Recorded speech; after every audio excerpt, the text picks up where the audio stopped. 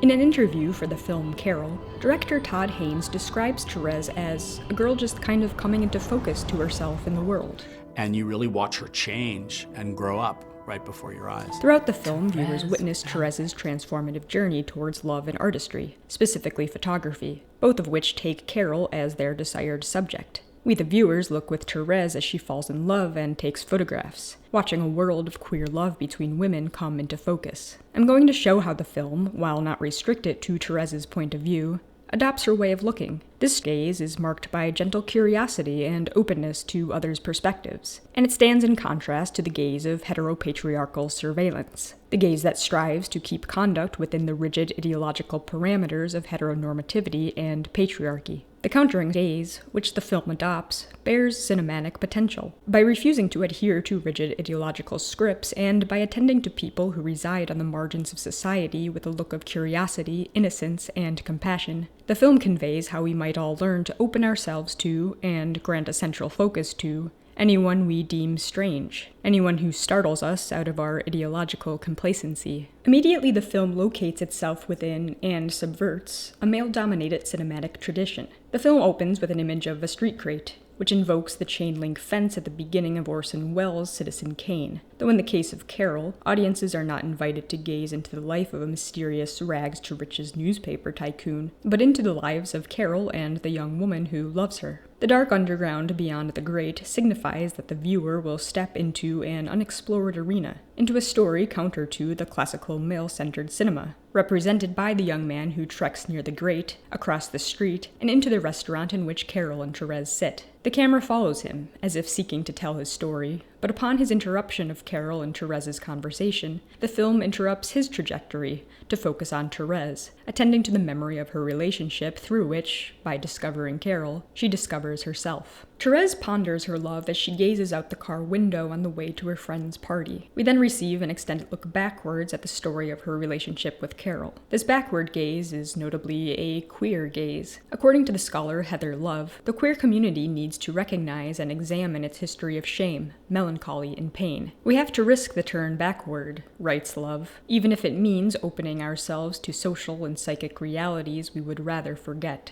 Love invokes the biblical story of Lot's wife, whom God turns into a pillar of salt upon her disobedient gazing back at her crumbling city of Sodom. Love calls upon the queer community, like Lot's wife, to refuse the imperative of the law and to look back at what the law has destroyed, despite the risk of emotional paralysis. Therese's backward gaze of identity-forming remembrance involves such an examination of loss. Not only her loss of her relationship with Carol, but also Carol's loss of her daughter after a painful custody battle. Therese's remembrance begins with her in her apartment, in a high-angle shot, seen from Therese's perspective at the window, and invoking balcony scenes of traditional romances like Romeo and Juliet. We see Therese's boyfriend, Richard, leaning against his bicycle and calling praises to her. Notice how he stands beside a forgotten glove and a snowflake-like drawing. Both gloves and snow emerge later in the film as important tokens of plot and theme. These visual cues help signify the film's interest in the coming into focus of Therese, Carol, and their relationship, which must struggle against a robust heteropatriarchal script. Often showcased in many of the male characters' dialogue, this heteropatriarchal language threatens the entrapment of Therese and Carol within it. You made me buy boat tickets! I got a better job for you!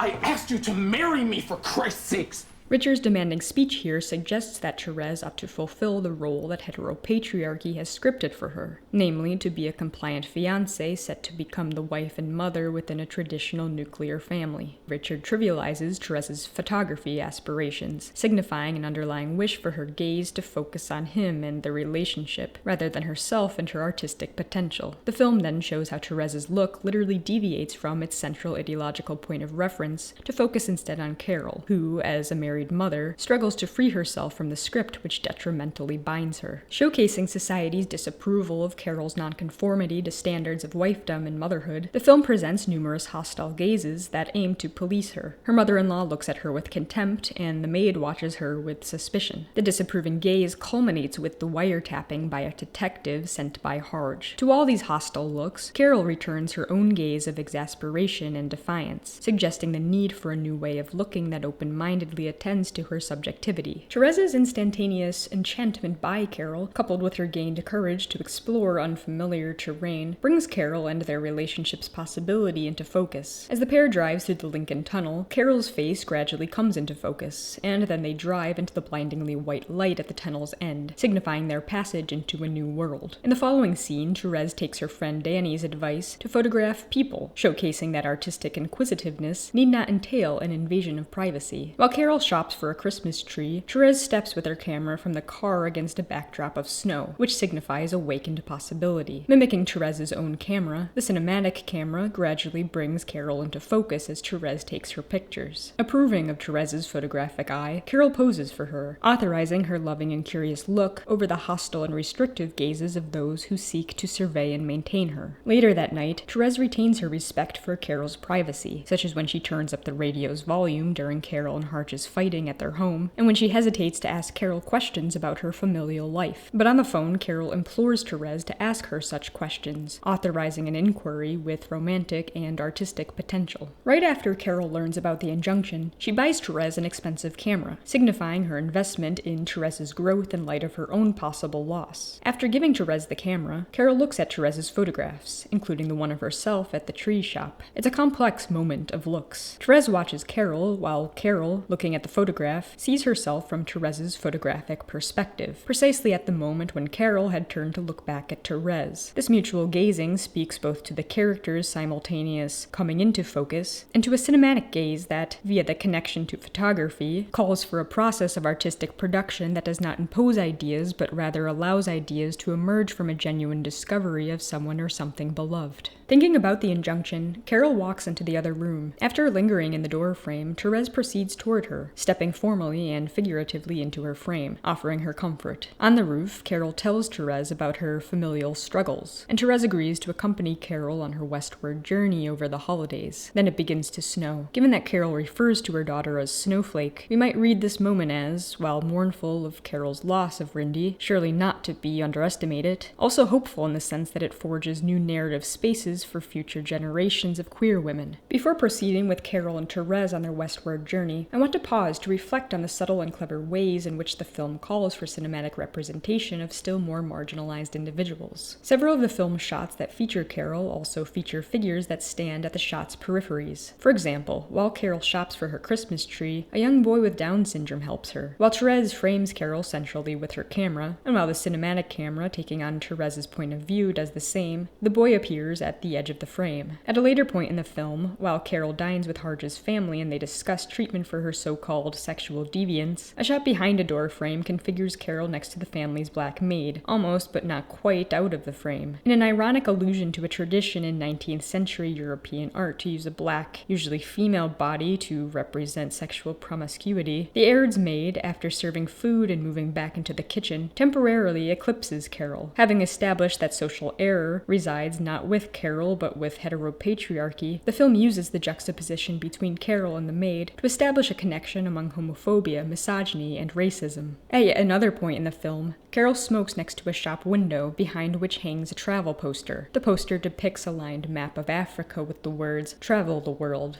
capture the world." While the poster is an advertisement for tourism, its image and command of capture suggest a history of European imperialism and its hostile way of looking at and conquering the world. It is at this fitting moment that Carol spots a group of cameras and decides to buy one for Therese, authorizing a more compassionate way of looking at the world. Returning to Carol and Therese, we witness their romantic getaway, soon criminalized. Carol stands behind blinds like prison bars when she learns about the spy, and then she confronts him, who tapped her room and produced a tape to be used against her in court. Soon after, Carol parts from Therese, leaving her only a letter and shunning all other communication in the fear she'll lose custody of her daughter. Therese eventually decides to move on, but her love for Carol remains. On the day she repaints her apartment, Danny catches the eye of a photographed Carol behind a newspaper. Danny compliments Therese on her talent, but an annoyed Therese stashes away the photograph, signifying her will to repress memories of their relationship. Still, Carol's influence lingers. Therese's line, "I'm not afraid," echoes Carol's earlier line, I'm not frightened, Therese. And in this moment, Therese, like Carol, hides her feelings behind a veneer of graceful nonchalance. Meanwhile, Danny's behavior echoes the gently curious gaze of Therese and of the film. After complimenting Therese, he asks her questions about her old relationship. When Therese defensively cuts his inquiry short, he respectfully silences. Formally showing how Danny respects Therese's personal space, the film positions him on the other side of the door frame until Therese prompts him to cross over in order to help her paint the walls. Like Therese, an aspiring photographer, Danny, an aspiring filmmaker, represents cinematic potential. Elsewhere in the city, Carol, no longer wishing to live against her own grain, gives full custody of her daughter to Harge. For the first time in the film, Harge's eyes speak empathy. Nonetheless, the pain and injustice of this insurmountable loss remain. Carol then tries to resume her relationship with Therese, and we find ourselves back at the film's beginning. We now see the full conversation, along with Therese's choice to walk away. She goes to a party, but while there, she fails to connect with anyone. She wants Carol, and to Carol, she chooses to return. As she walks away, we hear the sound of a train halting on its tracks, the same sound we hear before the film's opening credits, and the sound implied when Carol causes the train set in the toy store to halt. This sound signals the suspension of monotonous routine and heteropatriarchal entrapment. Yet it also signifies the question that lingers for her and for the viewer. Where and when, if at all, can her relationship with Carol exist? Must their story always hang in suspended territory? The final scene articulates this tension between paralysis of the past and possibility of the future. Therese enters the dining room, temporarily disoriented, until she spies Carol in the far corner. As Therese moves forward, the camera keeps its focus on Carol, who at last notices her and returns her gaze. Therese freezes. Suggesting an emotional distancing, the camera lingers on Therese while slowly zooming out, increasing the distance between her and Carol. Yet then the camera returns to Carol, on whom it zooms in, provoking both Therese and the viewer to rediscover this woman. Carol begins to smile, but it's an incomplete smile, and the film cuts to black just as the musical score refuses to hit a joyful climactic key, and the lovers are suspended in apparent separation. Carol and Therese might have a successful relationship, or they might not. But what's important to cinema is that their story was told at all. Just as Therese, a photographer, stands resiliently at the film's conclusion despite the threat of further loss, the creators of Carol steadfastly worked toward the film's formation for 15 years despite the risk of its not being produced at all. This resilient waiting speaks to the filmmakers' impressive patience, dedication, and love. It is almost as if they heeded the words of Carol herself. I should have said, Therese. Wait. Waiting is the mode of the lover and of the artist who creates, pushing others towards the discovery of something beautiful. Waiting is also a mode of hope. While guaranteed nothing, the one who waits looks longingly toward desired possibility. As the queer theorist Munoz writes, queerness is always in the horizon. I want you to imagine me there to greet you. Our lives stretched out ahead of us.